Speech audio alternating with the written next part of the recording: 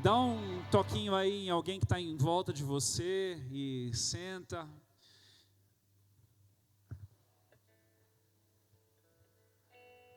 Glória a Deus pela vida de cada um de vocês que foram chegando em meus louvores, que é onde Deus habita. Que bom que vocês vieram. E o objetivo do catalisador, o objetivo dos nossos encontros com homens, é para que, às vezes, a gente consiga trabalhar alguns assuntos ou expor a palavra de Deus de uma forma mais peculiar, mais pontual, né? Com o ser do sexo masculino, que também é uma grande dádiva do Senhor, né? Tem uns aí que precisam ser estudados. Glória a Deus por isso. Eu quero compartilhar algo nessa noite conosco, num teor mais de devocional, num teor mais de prática da vida cristã. Então, antes de nós entrarmos, o texto é de Gênesis capítulo 1, do versículo 1 até o capítulo 2, versículo 3. Eu gostaria de fazer mais uma oração contigo nessa noite, para que nós possamos ser encontrados pela semente da palavra de Deus, com o coração como aquela terra fértil, aquela terra que está disposta, ansiosa para a nova semente. Você veio aqui para isso? Amém. Então, fecha os olhos mais uma vez. Pai amado, Pai querido, nós pedimos a Ti para que o Senhor esteja no controle nessa noite, como sempre. Mas pedimos em especial para que o nosso coração esteja ainda mais afofado, ainda mais preparado para a Tua palavra, Senhor. Que o Teu Espírito tenha total liberdade no nosso intelecto, na nossa mente, nas nossas ideias, no nosso coração. E que o Senhor trabalhe de forma graciosa, abundante e intensa. Muda-nos, Senhor, para melhor. Que essa noite seja uma noite onde o Senhor tenha liberdade total para mudar o que precisa ser mudado, para lembrar o que precisa ser lembrado, para convencer o que precisa ser convencido, para que realmente faça valer. Não porque nós duvidamos do Teu poder, mas porque muitas das vezes duvidamos da nossa capacidade de entendermos o que o Senhor tem para falar. Então muda, Senhor. Seja o dono, mais uma vez, dos nossos ouvidos, do nosso coração e da nossa mente, em nome de Jesus.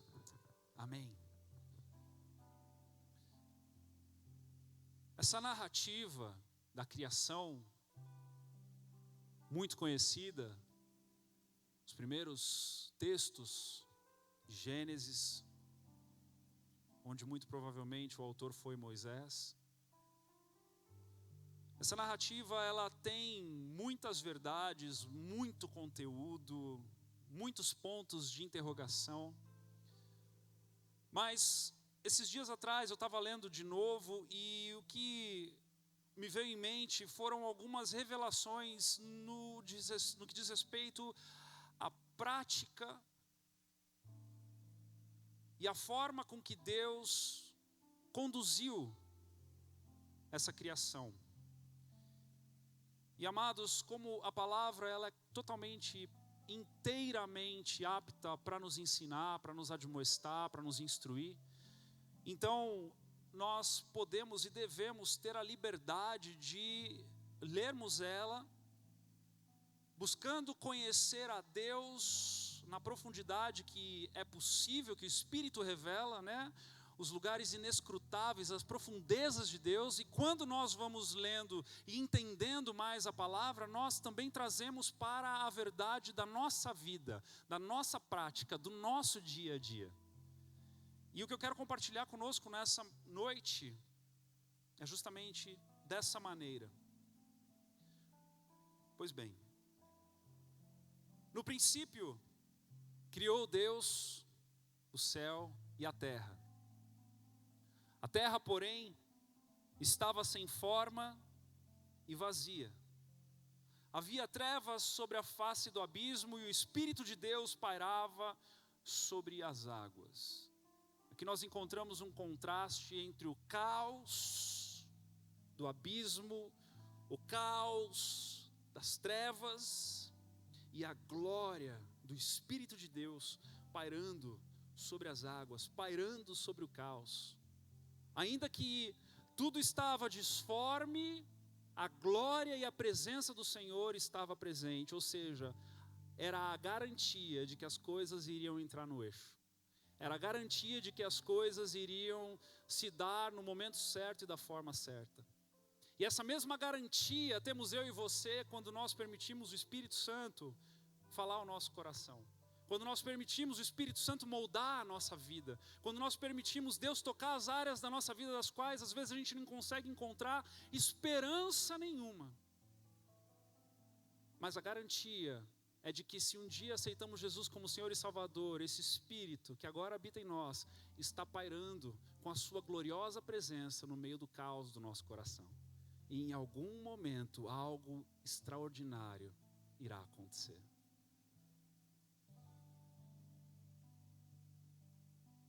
Disse Deus, haja luz. E sabe o que? Houve luz. Porque para Deus, palavra e ato consumado são inseparáveis. O que Ele diz acontece. O que Ele estabelece já é fato, já é história. Diferente de mim e de você, que muitas das vezes prometemos e não cumprimos. Muitas das vezes dizemos que iremos e não aparecemos. Muitas das vezes nos comprometemos que iremos pagar e não pagamos. Muitas das vezes fazemos promessas em vão. Mas a palavra nos lembra, Mateus 5:37, palavras de Jesus: seja, porém, a tua palavra sim, sim, não, não. O que disso passar, vem do maligno. Que possamos nos parecer mais com Deus quando dizemos, que possamos cumprir. Que possamos calcular a nossa torre toda vez que nós vamos abrir a nossa boca, nos comprometer com algo. E o pior de tudo isso é que muitas das vezes, quem mais nós deixamos à deriva, são os mais valiosos para nós, os nossos familiares. Muitas das vezes é para nossa esposa, para o nosso filho, para o nosso irmão, que dizemos e não cumprimos. Que não seja assim no meio de nós. Que nós possamos fazer valer as palavras que saem da nossa boca. Eu acho que caiu alguma coisa, mas não sou profeta. Tá tudo bem aí? Beleza, tá tudo bem, gente. Foi só a mesa de som de 16 mil reais, brincadeira.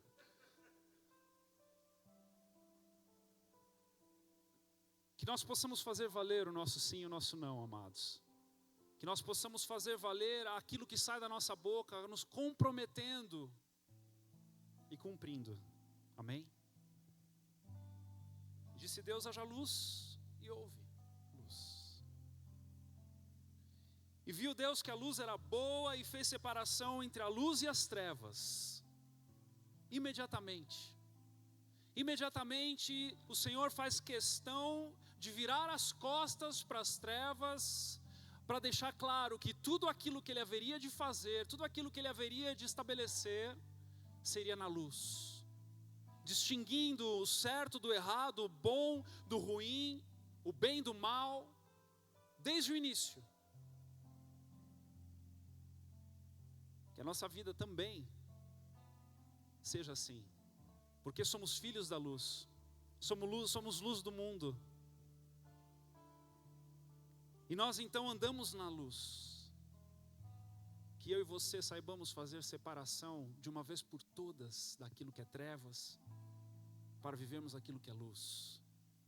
Que os maus pensamentos não ocupem a nossa mente, que as palavras de baixo calão não saiam da nossa boca, que as nossas atitudes sejam para glorificar ao Senhor, que o nosso estilo de vida, que o nosso histórico, que o nosso testemunho seja daqueles que são filhos da luz, seja onde for, seja dentro da igreja, que é mais fácil, seja no trabalho, que é mais difícil, seja no trânsito, que é quase impossível, mas seja onde for, que a nossa vida seja uma só, glorificando ao Senhor em todo o tempo, porque somos filhos da luz. Houve tarde e manhã o primeiro dia, e disse Deus: haja firmamento, versículo 6, no meio das águas, e separação entre águas e águas. Fez, pois, Deus o firmamento e separação entre as águas debaixo do firmamento, os lençóis freáticos, todo líquido que está debaixo da compactação terrestre, e as águas sobre o firmamento, os lagos, os rios, o oceano. E assim se fez. E chamou Deus ao firmamento céus. O firmamento, ele é também chamado como abóbada celeste, ou, em outras palavras, a atmosfera. O ambiente onde a vida permanece. O Senhor então estabelece um ambiente para gerar a vida. Ele estabelece um lugar onde as coisas se dão com maior facilidade, onde as coisas se dão com maior multiplicação, onde as coisas são vibrantes, são reais, elas se mexem, elas se movem, elas têm vida.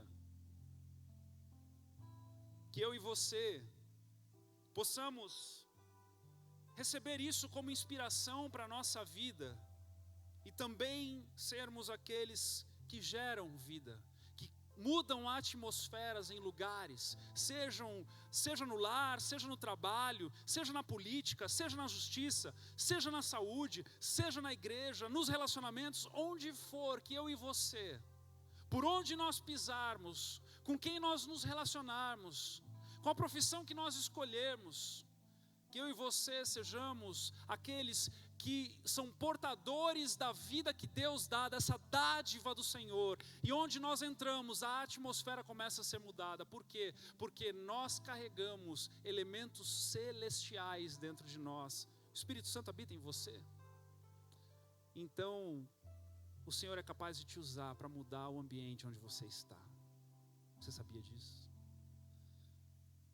Assim como o Senhor preparou uma atmosfera suscetível para gerar vida, eu e você, portadores da presença de Deus, somos capazes de fazer a mesma coisa quando nós decidimos abrir a nossa boca e pregar o Evangelho, quando nós decidimos sermos imitadores de Cristo. O que fez Jesus, então eu também farei. Como falou Jesus, então eu também falarei. Como tratou Jesus, então eu também tratarei. Como pensou Jesus, então eu também pensarei. Como priorizou Jesus, então eu também priorizarei. 1 Coríntios 10, 31, portanto, quer comais, quer bebais, ou façais outra coisa qualquer, fazei tudo para a glória de Deus. Houve tarde e manhã o segundo dia. Versículo 9, diz também Deus: ajuntem-se as águas debaixo dos céus num só lugar, e apareça a porção seca. E assim se fez. A porção seca chamou Deus terra, e ao ajuntamento das águas, mares. E viu Deus que isso era bom. E disse: produza a terra relva, ervas que deem sementes e árvores frutíferas que deem fruto segundo a sua espécie, cuja semente esteja nele sobre a terra. E assim se fez. A terra, pois, produziu relva, ervas que davam semente segundo a sua espécie, e árvores que davam fruto, cuja semente estavam nele, conforme a sua espécie. E viu Deus que isso era bom. Houve tarde e manhã o terceiro dia. Aqui no terceiro dia o Senhor oferece solidez. Ele separa o solo dos mares, dos oceanos. Ele traz uma criação, ou ele permite com que a terra, a solidez com que ele estabeleceu, produza uma criação não dependente, mas independente, contínua. Que coisa linda, amados. Ele não só diz para que ervas se deem, mas que se deem sementes e árvores frutíferas que deem fruto segundo a sua espécie, cuja semente esteja nele sobre a terra, para que perpetue, para que continue, para que seja cíclico, para que hajam estações, para nos lembrarmos de que não é a respeito de nós, para nos lembrarmos que eu e você também somos sazonais, para nos lembrarmos que houve algo que veio antes de nós e haverá algo que virá depois de nós. E perguntas boas que podemos nos fazer nessa noite com relação a isso é: quanto daquilo que eu faço, quanto daquilo que eu produzo servirá para as próximas gerações? Homens valorosos, quanto daquilo que eu e você estamos produzindo será algo que alavancará a próxima geração? Será algo que favorecerá a próxima geração, que facilitará a próxima geração? Uma outra boa pergunta é: quanto daquilo que eu faço já é continuação das gerações anteriores? Porque se eu sei disso, isso pelo menos vai gerar em mim um temor, sabendo e me lembrando que isso tudo é maior do que eu. Isso tudo é muito maior do que eu, ou seja, não é mais a respeito de mim, mas é algo que veio antes de mim e perpetuará depois de mim.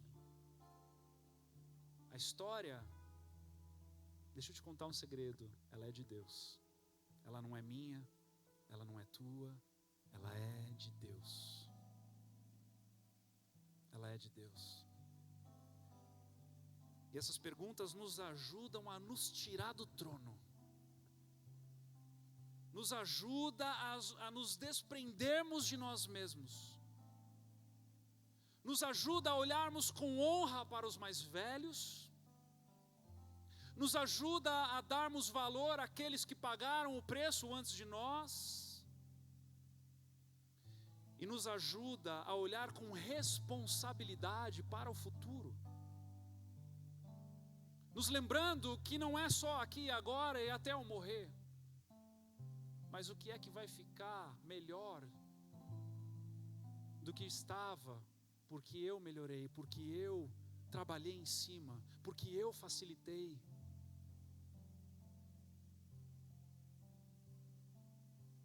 É engraçado que quando a igreja aqui fez 10 anos esse ano, a gente começa a pensar a respeito do futuro, do passado, com saudosismo, do futuro com expectativa.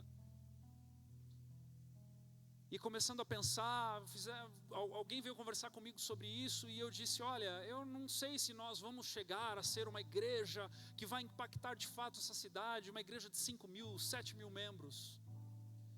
Mas quão bom seria se nós tivéssemos um prédio próprio, se nós tivéssemos pastores abrindo igreja em outros lugares.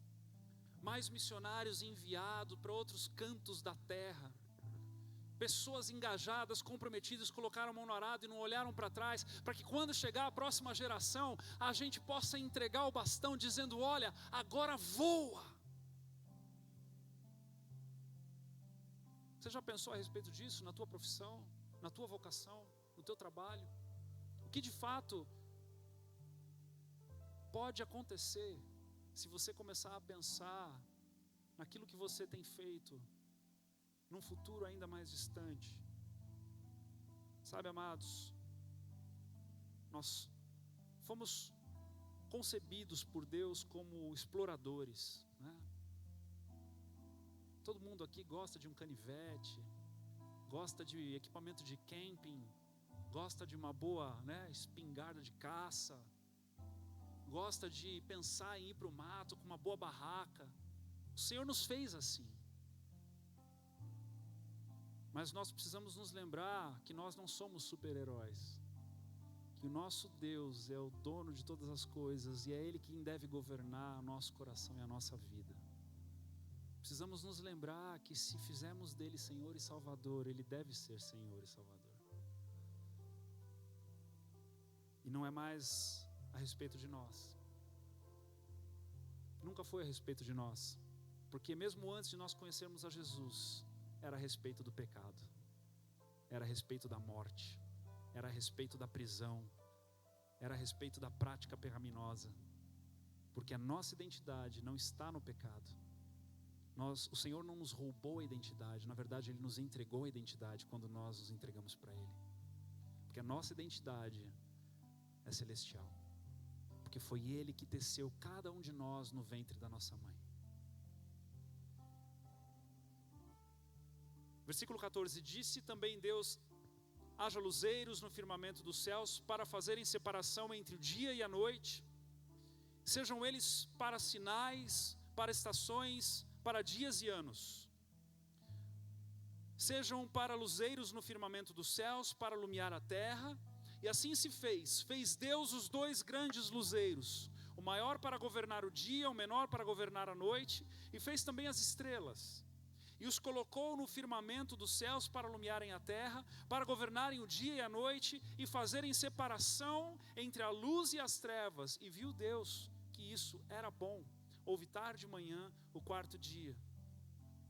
Deus aqui, Ele dá a direção, Ele nos proporciona o privilégio de discernirmos os tempos do Cronos, as estações, por meio das constelações.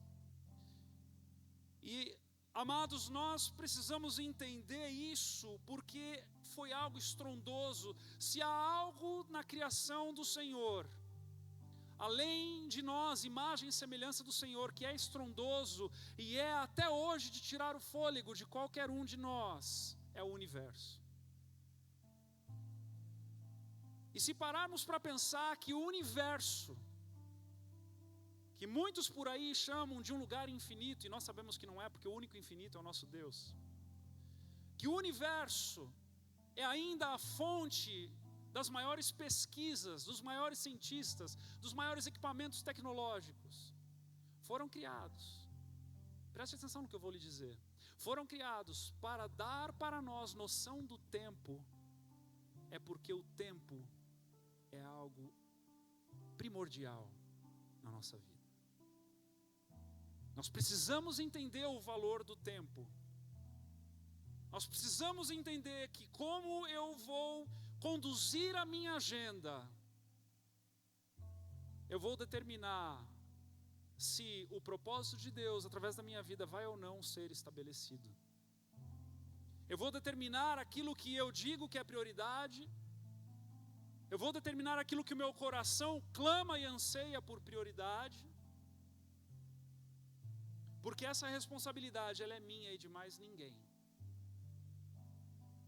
Como eu olho para o tempo da minha vida, os anos que me foram presenteados aqui na terra pelo Senhor, que me deu o fôlego de vida, como eu gasto o meu tempo, como eu dedico a minha vida aqui na terra,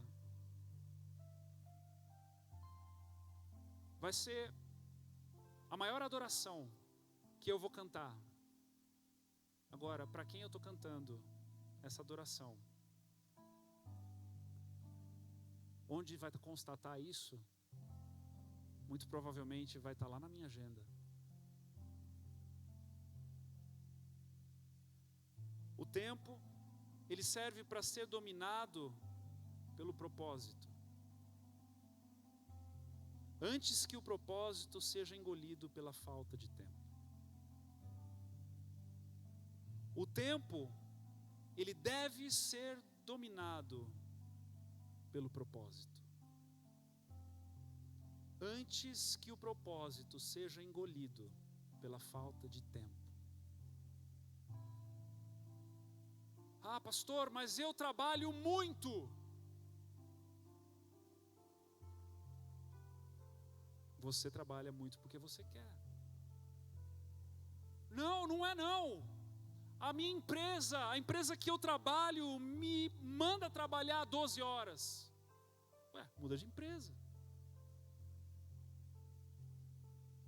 Seus filhos, sua esposa, seus discípulos, têm reclamado porque você não tem tido tempo com eles?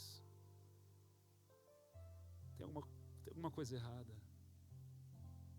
A vida é uma só. Ah, mas amanhã, pastor. Vixe, o amanhã pertence a Deus. O amanhã já é fé.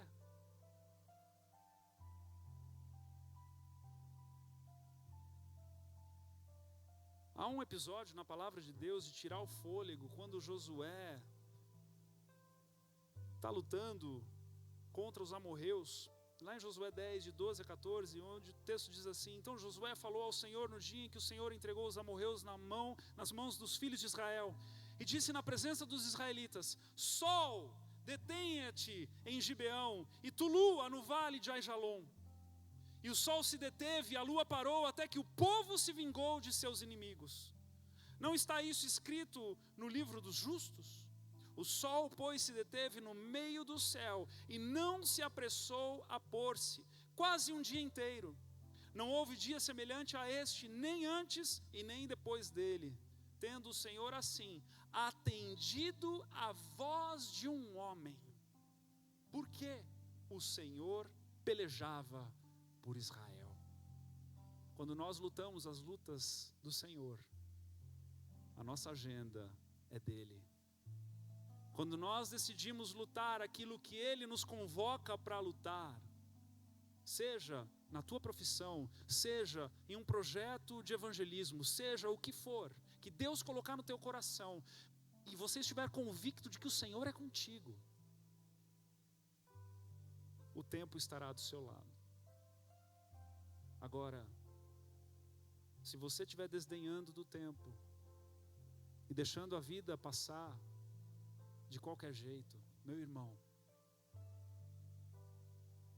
você vai estar jogando fora o maior privilégio que você recebeu, de ser a diferença, de fazer aquilo que Deus lhe propôs em fazer.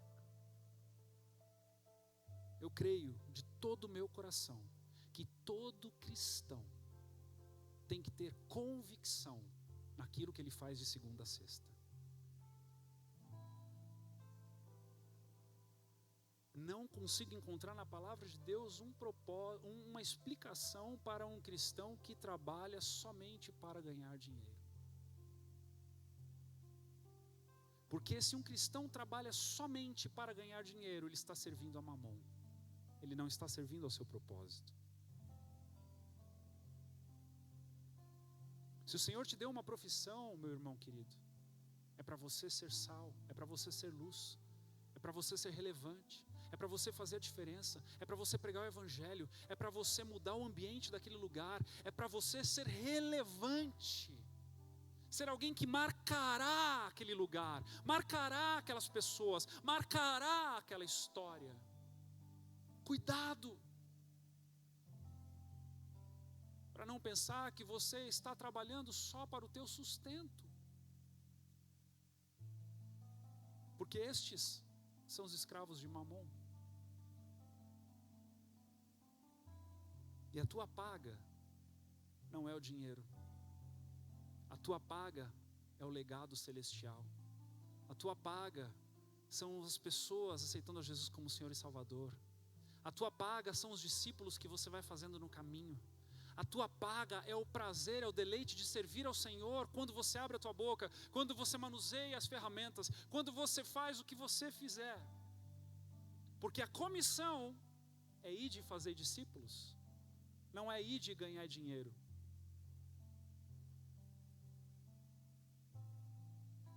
Quando o tempo e o dinheiro são servos de um homem, este está finalmente livre para servir a Deus. Quando o tempo e o dinheiro são servos de um homem, este está finalmente livre para servir a Deus. O tempo e o dinheiro têm te servido? Ou você tem servido a eles? Disse também Deus, versículo 20: povoem-se as águas de enxames de seres viventes, e voem as aves sobre a terra e sobre o firmamento dos céus. Criou, pois, Deus os grandes animais marinhos e todos os seres viventes que rastejam, os quais povoavam as águas segundo as suas espécies, e todas as aves segundo as suas espécies. E viu Deus que isso era bom. E Deus os abençoou, dizendo: sede fecundos, multiplicai-vos e enchei as águas dos mares, e na terra se multipliquem as aves. Houve tarde e manhã, o quinto dia. É incrível como esses seres inferiores a nós, porque ali mais à frente o Senhor vai dizer que o homem domine sobre esses peixes, sobre esses animais. Nós temos o domínio, mas é impressionante como esses seres inferiores participam de ambientes que são completamente inóspitos para nós. O mar, as profundezas do mar, o mais alto da atmosfera, ou os céus, como a palavra diz. Eu não sei quanto a você, mas quando eu reflito com profundidade nisso, isso me mantém numa paixão incendiadora pelo Criador. Poder olhar para isso, vislumbrar as maravilhas de Deus e se apaixonar por Ele mais e mais. Temer a Ele. Como é que voa? Como é que transforma o H2O em O e faz separação, o peixe? Como é que faz isso? E como Deus é perfeito e Ele fez todas as coisas nos seus devidos lugares. Ah, meus amados, eu olho para isso tudo e eu falo, e a Nova Jerusalém ainda vai ser melhor. E a eternidade vai nos tirar o fôlego ainda mais. Eu não sei quanto a você, mas isso gera uma expectativa no meu coração. Desse Deus que ama, desse Deus que é perfeito, desse Deus que nos permite vislumbrarmos um pequeno início de eternidade aqui na terra. É bom demais. Também disse Deus: façamos o homem à nossa imagem. Agora vem a obra-prima, eu e você. Também disse Deus: façamos o homem à nossa imagem, conforme a nossa semelhança. Tenha ele domínio sobre os peixes do mar, sobre as aves do céu, sobre os animais domésticos, sobre toda a terra e sobre todos os répteis que rastejam pela terra. Criou Deus, pois, o homem à sua imagem. A imagem de Deus o criou, homem e mulher os criou. E Deus os abençoou e lhes disse: sede fecundos, multiplicai-vos, enchei a terra e sujeitai-a, dominai sobre os peixes do mar, sobre as aves do céu e sobre todo animal que rasteja pela terra. E disse Deus ainda: eis que vos tenho dado todas as ervas que dão semente e se acham na superfície de toda a terra, e todas as árvores em que há fruto que dá semente. Isso vos será para mantimento. E a todos os animais da terra, e a todas as aves do céu, e a todos os répteis da terra, em que há fôlego de vida, toda a erva verde lhe será por mantimento. E assim se fez. Viu Deus tudo quanto fizera, e eis que era muito bom. Sabe, queridos, é impressionante nós pararmos para pensar nessa construção do Senhor. Porque se há alguém que não precisaria construir em etapas, é Deus. Ele poderia imediatamente, num piscar de olhos, ter tudo já funcionando, o ecossistema perfeito, tudo funcionando ordenadamente, mas Ele decide fazer por etapas, para que eu e você também possamos entender que as coisas na vida têm etapas. Que eu e você não podemos nos afobar e queremos colher aquilo que não foi nem plantado.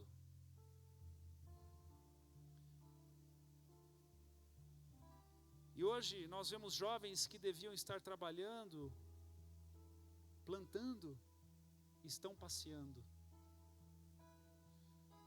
Homens que deveriam estar poupando, estão ostentando. Tempos que deveríamos estar ouvindo, estamos falando. Broncas que deveríamos estar recebendo, e estamos dando. Que eu e você possamos temer ao Senhor e entender que a vida ela é de estações. Que ela é por etapas, meus amados. E que nós não podemos pular a etapa porque a beleza vai se esvaindo. Um casal belo que perdura 40, 50 anos, é porque eles tiveram momentos cruciais ao longo da sua jornada. É porque aquelas marcas de velhice no rosto não estão ali somente porque as rugas vieram, mas foi pelo choro, foi pelas crises ultrapassadas e vencidas. A maturidade, a sabedoria, que como Salomão escreveu em Provérbios, que grita nas praças, ela está aí para ser colecionada ao longo dos anos, das décadas, das experiências com os mais velhos, com os sábios, com aqueles que vieram antes.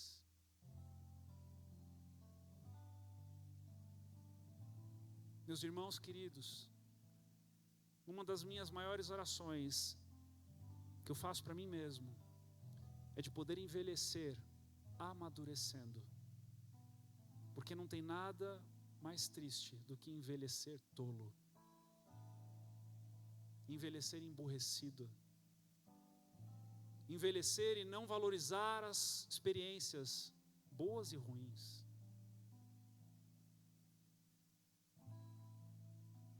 Vamos envelhecer sábios. Vamos aprender com os erros. Vamos levar em consideração os acertos, os erros. Vamos ponderar todas as coisas. Vamos buscar a sensatez. Vamos buscar a sabedoria na palavra de Deus.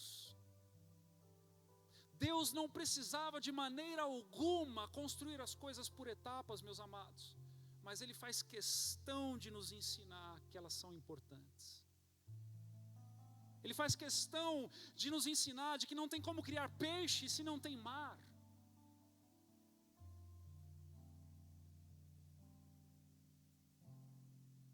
De que não tem como ter filhos se não tem casamento.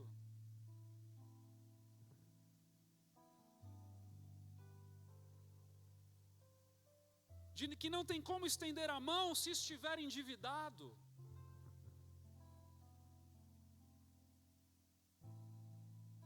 De que não tem como servir se não tiver o domínio da própria agenda.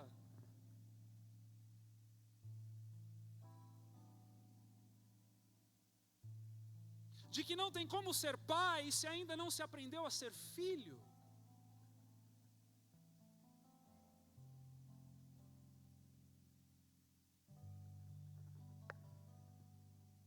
Há uma maturidade nos aguardando para cada etapa da nossa vida. E ela não está a 7 chaves não, ela está aqui. No poder da palavra e no agir do Espírito. No poder da palavra e no agir do Espírito.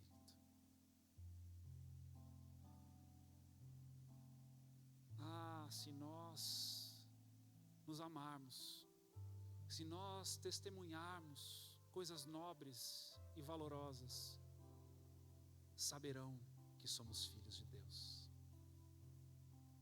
Saberão que somos filhos de Deus. E por fim, versículo 1 do capítulo 2. Assim, pois, foram acabados os céus e a terra e todo o seu exército. E havendo Deus terminado no dia 7º a sua obra, que fizera, descansou nesse dia e de toda a sua obra que tinha feito. E abençoou Deus o dia 7º e o santificou, porque nele descansou de toda a obra que como Criador fizera. Meus amados, aqui nós encontramos Deus descansando, mas não é um descanso para a próxima segunda-feira. Não é um descanso para recomeçar a construção agora em Júpiter. Não é um descanso somente cíclico que nós temos hoje dentro do nosso calendário, mas é um descanso de que estava consumado. É um descanso de que estava finalizado. É o mesmo descanso quando, por exemplo, Moisés, em Êxodo 40, versículo 33, a palavra diz assim: levantou também o átrio ao redor do tabernáculo e do altar pendurou o reposteiro da porta do átrio. Quando Moisés estava finalizando o tabernáculo, assim Moisés acabou a obra. Então a nuvem cobriu a tenda da congregação e a glória do Senhor encheu o tabernáculo. Meus amados, Deus estava aqui contemplando a tenda do encontro, o Shabat, o lugar de descanso, é o lugar do encontro do Criador com a criatura. O sábado, ou aqui o descanso, é o lugar onde nós temos o privilégio de nos relacionarmos com aquele que nos criou. E o prazer do Senhor em fazer todas as coisas e por fim colocar a sua imagem e semelhança naquela atmosfera, naquela terra, naquele planeta em que Ele criou, era para que Ele pudesse, na viração do dia, se encontrar com os seus filhos amados e se relacionar com eles. E se relacionar com eles. Isso nos aponta, então, uma perspectiva de que tudo aquilo que Deus fez foi em prol de um relacionamento. Foi ansiando por intimidade com a sua criação principal. Foi para que no fim Ele pudesse ter a melhor parte. Foi para que no fim nós pudéssemos desfrutar da melhor parte. Então o descanso para o cristão não é um descanso onde nós nos deleitamos com o entretenimento da alma, mas o descanso para o cristão é de percebermos que estamos encontrados em Cristo, porque Cristo é o nosso descanso. E sabe por que Cristo é o nosso descanso? Porque Ele também cumpriu a obra dele, e Ele está assentado à destra de Deus, e nós em Cristo, juntamente com Cristo, estamos assentados à destra de Deus, descansando com Ele, na certeza de que a eternidade já nos foi presenteada. Perceba que há aqui um movimento em favor de um relacionamento. E é por isso que todas as lições que nós podemos tirar da criação de Deus e todas as lições que nós podemos carregar para a nossa vida, a nossa profissão, a nossa vocação, a nossa missão, o nosso tempo em família, o nosso tempo entre os amigos, o nosso tempo na sociedade, o nosso tempo no trabalho, deve ter um único eixo principal que nos liga como um magnetismo à presença de Deus, à intimidade com o Senhor, ao relacionamento com o Pai. Porque foi para isso que Cristo nos libertou, para que pudéssemos ser livres e dessa liberdade desfrutarmos em todas as esferas, em todas as atmosferas.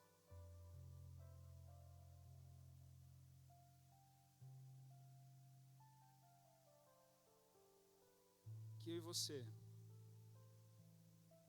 possamos buscar um estilo de vida cristocêntrico, que a nossa vida seja permeada do relacionamento com o Pai. Que as tuas ações no teu trabalho, na tua casa, na sociedade, com os teus amigos, possam refletir a glória de Deus que habita em você. Porque é para isso que eu e você estamos aqui ainda. Para que o propósito que o Senhor tem através de nós, na história dele, continue. Continue, e continue, e continue. Em nome de Jesus. Eu quero fazer uma oração contigo. Quero convidar você a ficar de pé.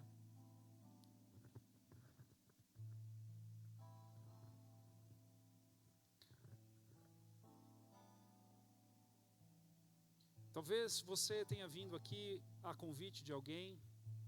Eu vi que nós temos alguns convidados que vieram. Tem um irmãozão meu aqui, o Júnior Arruda, que veio de Lages. Nós congregamos juntos lá em Orlando, né? Aí você voltou para o Brasil, se mudou para Lages e hoje está aqui com a gente, né? Está dormindo no Stefano. Muito legal, muito bom ter você aqui, meu irmãozão.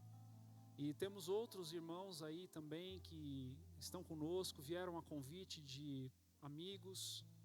Talvez alguns aqui já tenham vivido o privilégio de entregar a sua vida para Jesus, dizer: eu quero fazer de Jesus o meu Senhor e Salvador. Porque no meio do percurso dessa história de criação, o Senhor fez questão de fazer o homem à imagem e semelhança, e um dos atributos que ele colocou ao homem é a livre escolha. E nessa livre escolha, então, o homem, ele, num determinado momento, decide trilhar o seu próprio caminho, se afastando do Senhor. E a história, um pouco mais à frente, vai narrando. E, meus amados, o Antigo Testamento inteiro é repleto de experiências das quais Deus prova de que o homem por si só não consegue retornar este percurso de intimidade com Deus. Então é necessário que Deus, o justo juiz, tome o preço para si deste resgate, enviando o seu único filho, porque ele amou o mundo de tal maneira.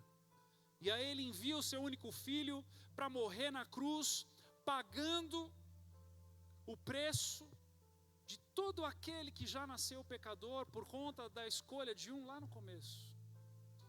Para que então, agora em Cristo Jesus, todo aquele que o aceita como Senhor e Salvador, pode então retornar a este lugar de intimidade e fazer de Deus Pai. Não mais agora como criatura e criador, mas depois de uma confissão de todo o coração, Filho e Pai. Só por meio de Jesus. Jesus é o único caminho, a verdade e a vida, e ninguém vai ao Pai se não for por Jesus.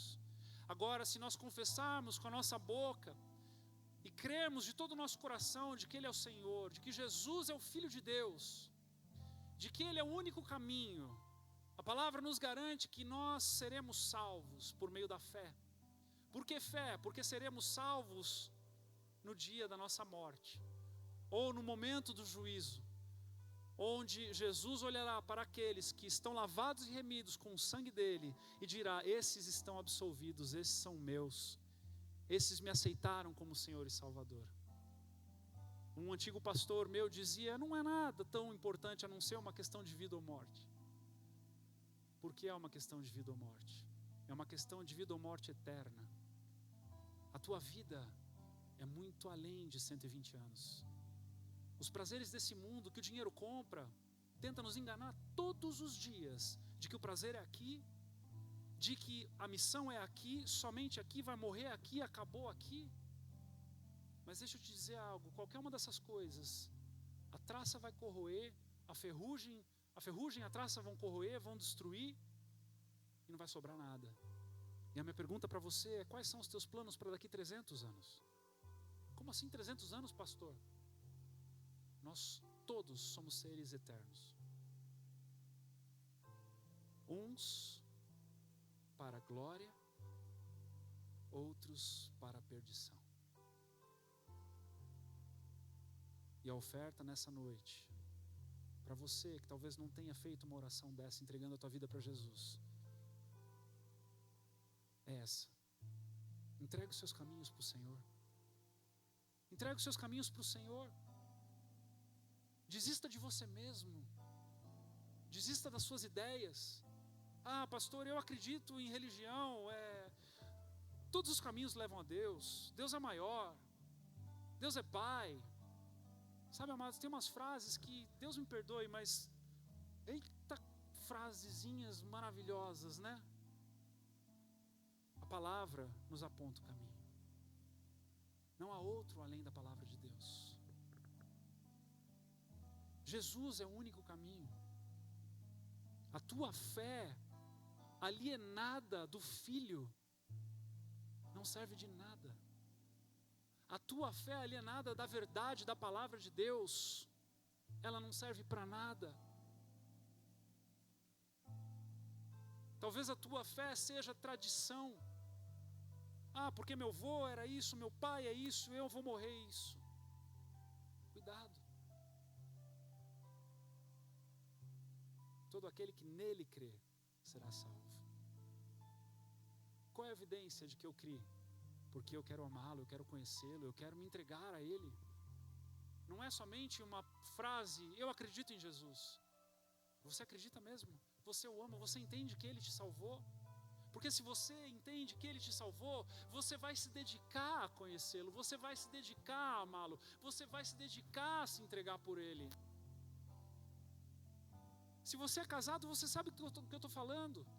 Se você chegar para a tua mulher, eu te amo, eu te amo, eu te amo, eu te amo, mas você não buscar agradá-la, você não buscar conhecer o coração dela, você não buscar viver uma vida de intimidade com ela, de nada valerá 500.000 eu te amo. E por que com Deus tem que ser diferente? Não é? Então, nessa noite, Jesus está batendo na porta de alguns corações aqui. E ele diz lá em Apocalipse, para uma das igrejas, assim como ele pode dizer para você nessa noite: eis que estou à porta e bato. Se você abrir essa porta do teu coração, eu vou preparar um banquete. Eu vou mudar a história da tua vida.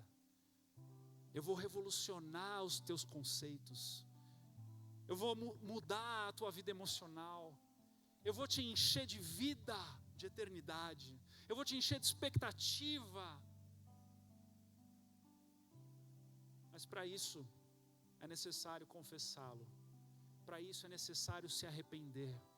Para isso é necessário olhar para dentro de si e dizer: cara, eu não aguento mais viver longe de Deus.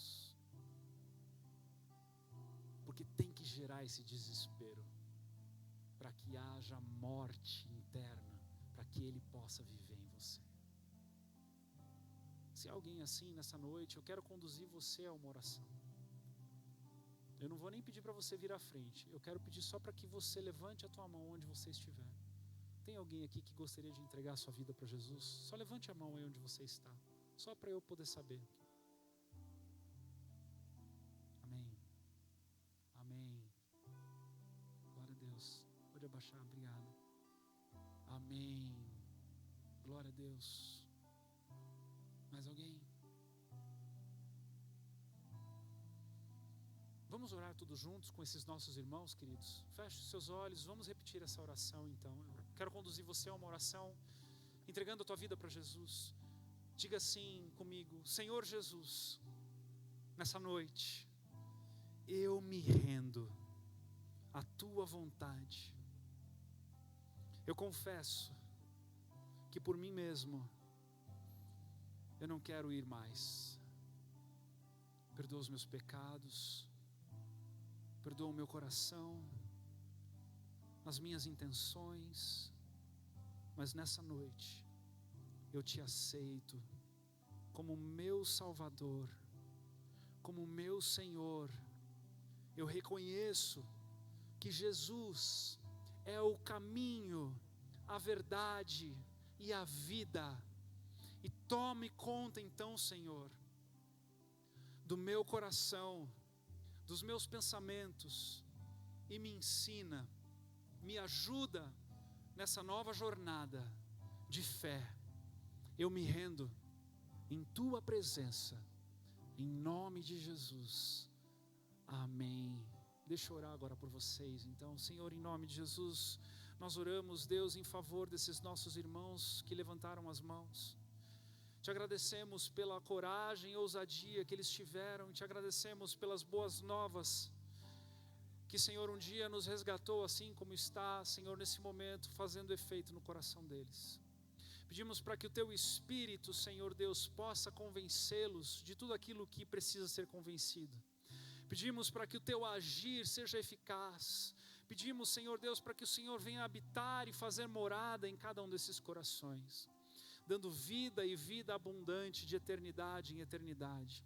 Para que, Senhor, em nome de Jesus, a nossa vida possa refletir a Tua glória, para que estas vidas possam testemunhar a Tua obra na cruz de redenção, em nome de Jesus. Conduza-os com sabedoria, com graça.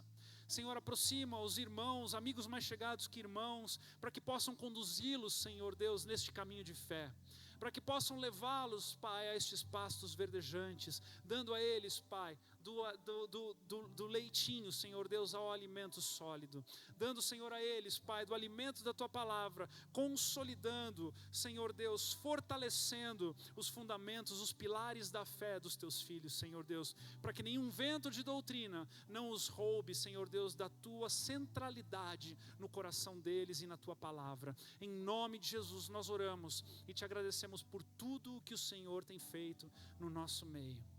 Te agradecemos também, Senhor Deus, por essa palavra nessa noite, e pedimos para que estas sementes que foram lançadas possam vir a germinar, Senhor Deus, e encontrar um lugar propício para se tornar uma árvore frondosa, junto a ribeiros, que dá o seu fruto na estação própria.